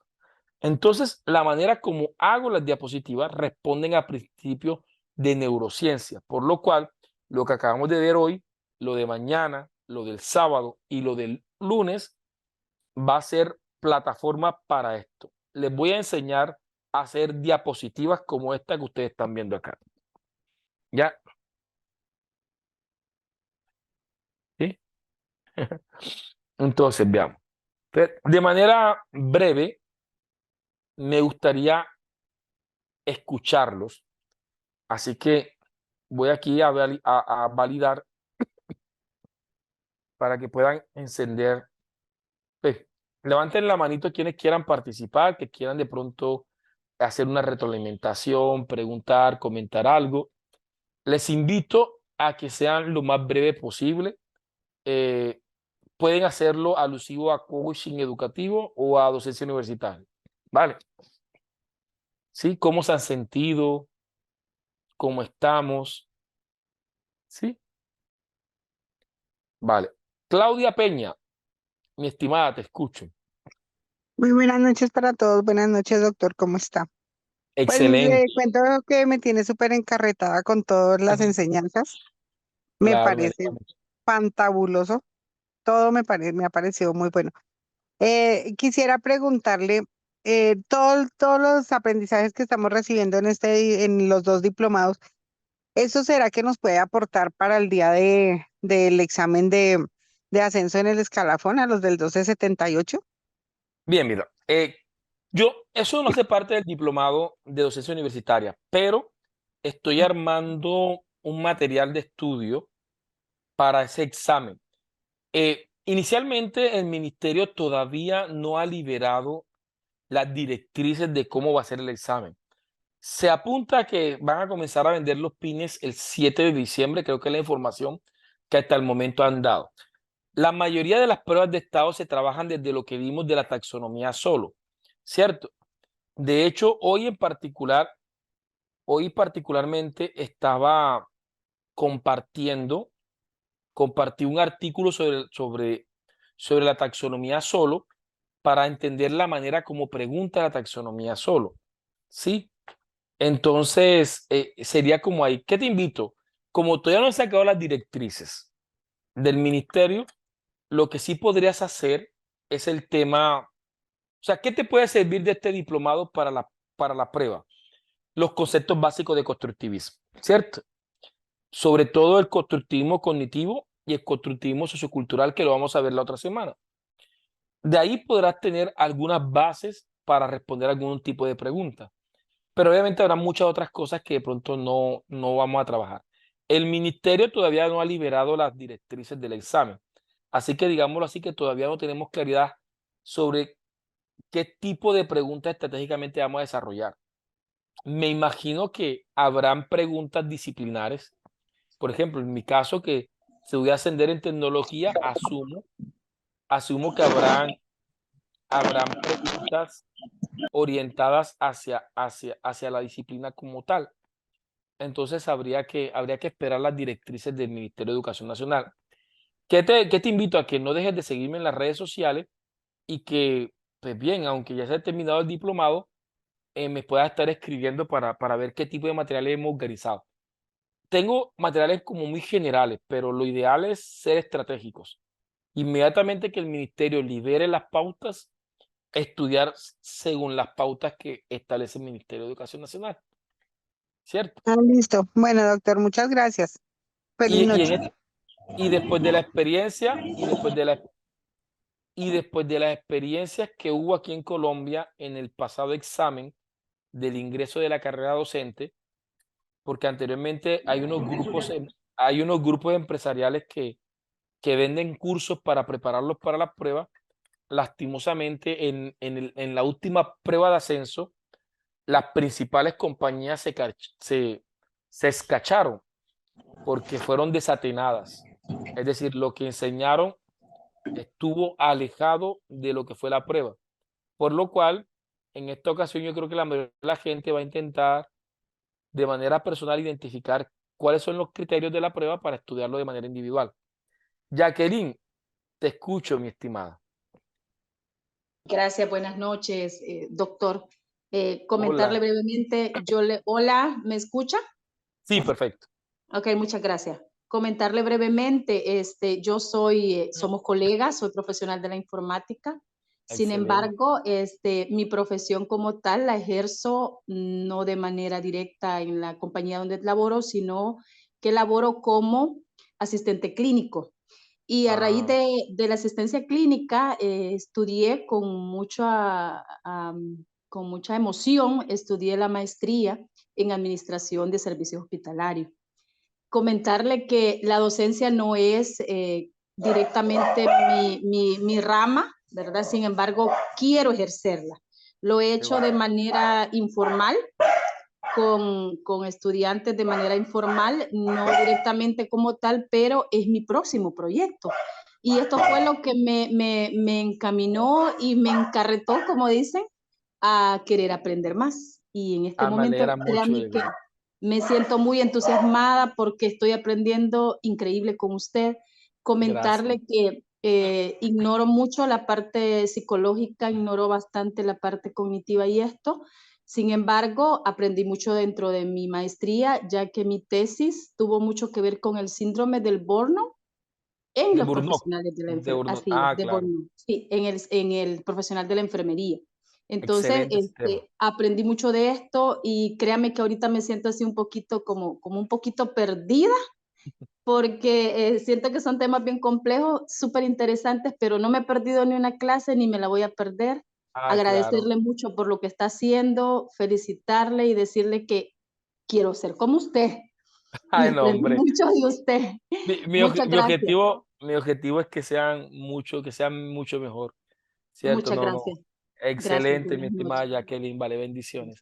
Ok, Amén. perfecto. No sé quién más quiera compartir algo, decir algo de sus experiencias. Mientras que alguien levanta la manito y habla, pues bien, así al igual que Jacqueline, que nos menciona su experiencia, como profesional de sistema, eh, tuve una dicotomía en mi carrera como educador. O sea, por mucho tiempo fui un ingeniero que daba clases, por decirlo así, ¿sí? Y llegó un momento en que entendí que ellos necesitaban más bien un educador que supiera el sistema y no un ingeniero que diera clase, porque es como una diferencia significativa. Y me propuse, obviamente, a fortalecer mis conocimientos en pedagogía. Franklin López, me imagino que es. Cuéntame, Sí. mi estimado ingeniero. Buenas noches, profesor. Le hablo desde Caracas, Venezuela. De verdad que un honor Excelente. tener esta oportunidad de hacer mi primer diplomado a nivel internacional y que sea con usted, por supuesto, ¿no? Ah, me alegra Y mucho. yo actualmente, aparte de ingeniero en mantenimiento industrial, me he venido desempeñando como docente en una institución de acá venezolana, pues. Y por supuesto que he tenido que hacer lo que llamamos aquí componente docente, pero sin embargo, la visión que usted está desplegando, como digo yo, en este combo pedagógico, combo Ujú, porque es el término para dos, claro. justamente lo que es el coaching educativo y este diplomado realmente ha llegado en el momento de mi vida que he requerido precisamente tener una visión más amplia de lo que es el Bueno, sistema pedagógico, lo que es realmente la interacción con el estudiante. Comparto totalmente la visión y el paradigma que usted está implementando y de verdad que me gustaría posteriormente profundizar un poco más con este material, profesor. claro, sí. Y les cuento, pues, a manera como de chisme. Por ahí una vez tuve una reunión con el doctor de acá de la SIL, con el, el- el CEO de la SIL, y estábamos como intentando buscar una alianza internacional para, para hacer como una especie de maestría o de especialización en términos educativos, eh, pero que fuera como asequible, ¿cierto? Que al final es Cierto, como, es como la propuesta que tiene la SIL, ya, ya. de buscar la manera de formar y de profundizar. Pero no, mi estimado ingeniero, qué bueno que esté acá y que esté disfrutando al máximo, ¿vale? Bueno, un Espero que, placer, bendiciones y nos vemos mañana vale, entonces, doctor. vale, ok, vale, perfecto. Bien, entonces, no sé si alguien más quiera platicar algo. Si no sabe activar la manito, porque de pronto algunos no saben cómo activar la mano, pues yo aquí también no sé porque se me perdió. Yo creo que en la parte, bueno, pasa que no sé si como anfitrión a mí me aparezca la manito levantada, sí, pero no la alcanzo a ver acá. Pero bien, si no, me puede escribir ahí, profesor, yo quiero participar y ya. Abraham, me puede escribir, Abraham Bolívar, me puede escribir y podríamos tener la conversación. Podría ser muy interesante. ¿Ya? Me puedes escribir por WhatsApp, me recuerdas que eres, me dice, mira, soy Abraham, la persona encargada que te dijo lo de Venezuela, y pues por ahí charlamos, nos vamos para otro medio y podemos tener una conversación más amplia. ¿Ya? Perfecto. Veamos, Diego Cascate. Hola, estimado Diego. ¿Nada? Antonio, cuéntanos, amigos. Doctor, muy buenas noches. ¿Cómo le va? Buenas noches, Bueno, apreciados amigos. bien, gracias. Bueno, doctor, yo soy un advenedizo a la educación, porque soy contador público de profesión, ¿no? Ah, Pero me dicen que tengo algunas condiciones para enseñar y ya lo he hecho, ¿no? Pero que me da mucho gusto, mucha alegría poder participar en este diplomado. Y realmente los aportes tan valiosos que usted nos da son excelentes realmente. Es algo que estoy aprendiendo, o como dicen, lo difícil usted lo hace fácil. Y ay, qué eso bueno. es lo más importante, ¿no? Y Antonio, espero, Antonio, ¿de dónde eres, Antonio? Que no logro yo dar con tu acento. soy de Perú, soy de Ah, eres de Perú, Perú. Vale, Lima, qué Perú, bueno. sí. Entonces, excelente. la verdad que me siento bastante agradecido por lo que usted está haciendo y es una de las maneras, ¿no? De las maneras más sencillas en la que nosotros realmente podamos coger todas estas herramientas para poder también enseñar de la mejor manera, ¿no? Y esto Claro. es lo que me complace, doctor, y ojalá que podamos seguir en otros, tal vez en la maestría que usted está mencionando, poderla hacer, ¿no? Ojalá. Con No, usted ojalá y que con... sí. Sí, doctor. Muchas gracias por todo. Un fuerte Vale, abrazo de Perú. vale, bendiciones, Antonio. Vale, muchas gracias por participar. Bien, pues tenemos a Ega. No sé, Diego estaba ¿Aló? también. Hola, Ega. Ega es tu Hola, nombre. pues, Hilda. Hilda. Ah, Sí, ah, Hilda.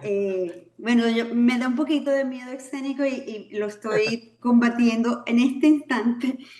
qué bueno. Soy odontólogo de profesión, también parte de la diáspora que salió de Venezuela hace muchos años y en esta necesidad de reencontrarme tuve la oportunidad de ser invitada a colaborar en un programa de educación de higiene bucal como voluntaria en un primer momento y me llegó la necesidad de educar de un día a otro, Ujú. rebuscarme, encontrarme, buscar información, o sea, prepararme en la madrugada para salir a hacer las actividades en la tarde, porque también tenía que trabajar en el resto de mi trabajo que me daba de comer.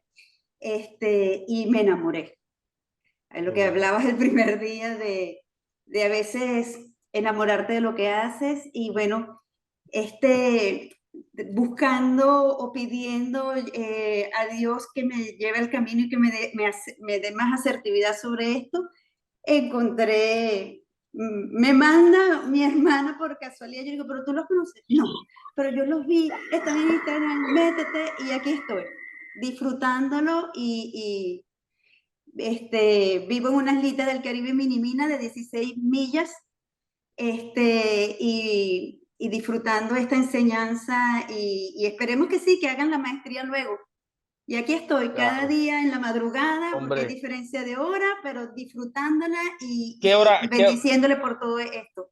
Son como las 12 más o menos ahorita, 12:30 más o menos. Son las 2:30, imagínense, son las 2:30.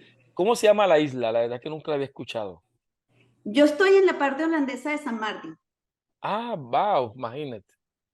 Oh, Y disfrutando mi español también, ¿no? Y claro. aprendiendo en español y corrigiendo los errores ortográficos y me encanta ver porque estoy, por supuesto, haciendo misma mis programas, no solo para niños, porque entonces tengo que llevar la idea y la motivación a los niños, a los profesores y a los padres. Entonces, rompiendo paradigmas, empezando por el mismo principio de que los odontólogos somos malos, todo el mundo tiene miedo, etcétera, etcétera. Y Claro. el recibir cierta, con sus palabras cuando nos da los ejemplos, es confirmar de que tampoco estoy tan desorientada y que por lo menos hoy cuando dices no confíes mantén el contacto visual, certifícate de que hay una entrada emocional, certifícate de hacer preguntas, de hacer premios, repartir, motivarlos. Bueno, ha sido realmente cada información extraordinariamente valiosa. Me cuesta, yo fui educada, o sea, yo tengo años y fue una educación muy formal que hasta cierto punto también me ayudó porque después de mayor también tengo déficit de atención y una poquita de dislexia que al cambiar de idioma fue que me di cuenta que la tenía y ha sido todo un proceso que también me está ayudando ahorita toda su información a reencontrarme a mí misma y reeducarme y aprender Claro. a manejarme para poder aprovechar bien los estudios y las lecturas y no perder tanto tiempo como generalmente pierdo. Claro. Entonces, Elga, tú estás también en coaching, ¿sí? ¿Te la estás viendo los dos? sí, claro, eso fue Ah, un vale. regalísimo. O sea, no Sí, era la idea por cuestión de hora. Yo pensé a las 6 de la tarde de ustedes no es tan tarde para mí, pero dije, mira, esto es un regalo de Dios y no me lo voy a perder.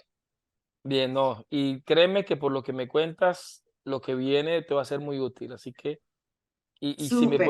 si me ponen a decir cuál es la clase menos importante, no podría escoger ni una, porque es que cada tema tiene lo suyo. Ya. Entonces No, sí, a espero que mí les sirva. también, y de repente como tal vez como la que más me motivaba era esta última, pero de la primera estoy aprendiendo tantísimo, pues Mm. realmente, por el contrario, ahorita tengo el problema, es que cuando termine estoy súper hyper y entonces no me puedo dormir, porque quiero Claro, seguir, pero bueno, súper, ya. muchísimas gracias. Vale, Y perfecto. bueno, era supuestamente corto, pero estoy tan emocionada que no lo pude hacer Vale, muy corto. no te preocupes, vale, bendiciones. Sorry. Vale, no te preocupes. Perfecto, vamos para ver, escuchar si alcanzamos a escuchar a alguien más. Saúl Borges en el orden de las manitos levantadas, ¿vale? Saúl, hola amigo, ¿cómo estás? Buenas noches, mi doctor. Gracias por la Bien. oportunidad. Eh, yo estoy ubicado en la zona de Los Llanos, en el departamento de Arauca, municipio de Tame. Excelente. Soy eh, de profesión administrador de empresas, especialista en proyectos de desarrollo. Me gusta la parte de formación educativa, la ejerzo en un instituto técnico. He tenido la oportunidad de ser eh, instructor SENA también.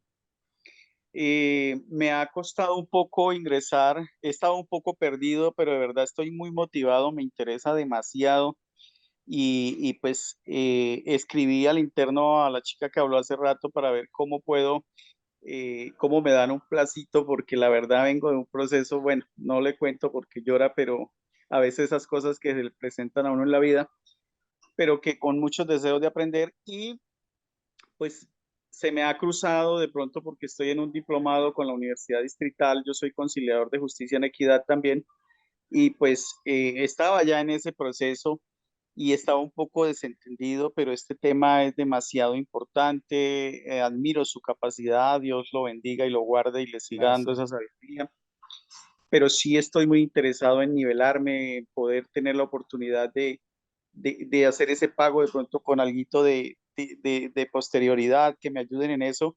Y Claro. yo prometo ponerme juicioso porque de verdad que yo amo esta labor y sí Vale. pido esa parte Sí. especial de que me colaboren. ¿Qué te puedo decir, Saúl? Pues, no manejo la parte administrativa, como lo he mencionado varias veces. Ahí han dado unos números, trata de comunicarte con ellos para ver qué te dicen. Lo que sí te digo es que los tiempos que ellos manejan usualmente están es por los bloques, porque usted hace parte de un grupo. No significa que de pronto en un próximo grupo puedas articularte en unas dinámicas de tiempo más favorables para ti, ¿ya? Por ejemplo, yo la semana pasada estaba con otro grupo, ya comencé con ustedes y con ustedes voy hasta el 16, hasta el 18 de noviembre, creo que es sábado 18 de noviembre, si no estoy mal. Entonces, así más o menos funciona esta dinámica. En caso tal que ahora no puedas, no significa que para el grupo que comienza más adelante puedas integrarte y puedas participar. Vale. Pues lo ideal, pues, porque no soy el único docente que tiene la SIL, para serte honesto. Entonces ustedes, pues, están conmigo, como muy bien pudieron haber estado con Anabel Mausa y con otros profesores que también tienen mm, grupos como estos, ¿ya? Pero bien, bienvenido Ok, Saúl y gracias. disfrútate al máximo, ¿vale? Voy a escuchar a una última persona, Nancy Moreno. Cuéntanos, Nancy, ¿cómo estás? ¿Cómo vas? ¿Cómo te sientes?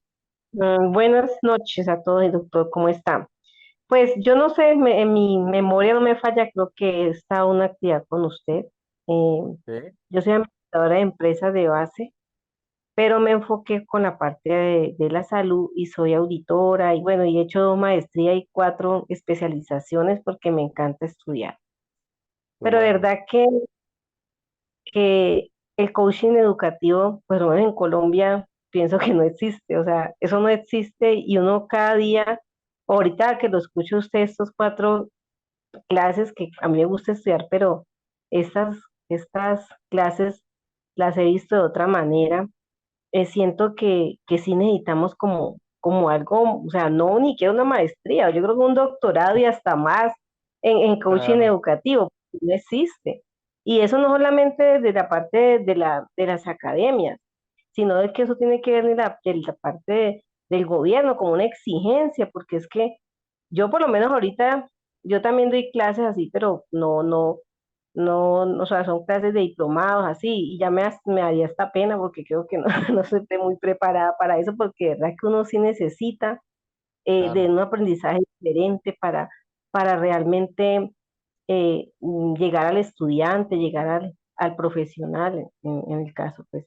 Entonces, sí quería, pues, creo que en la Universidad San Buenaventura, no sé si usted dio clases, yo hice la maestría ya, creo que sí, me parece, no sé. Bueno, de todas maneras, muy interesante su clase, demasiado, Claro. aprendiendo bastante todos los días. Uno aprende todos los días y más de personas, pues, exitosas como usted.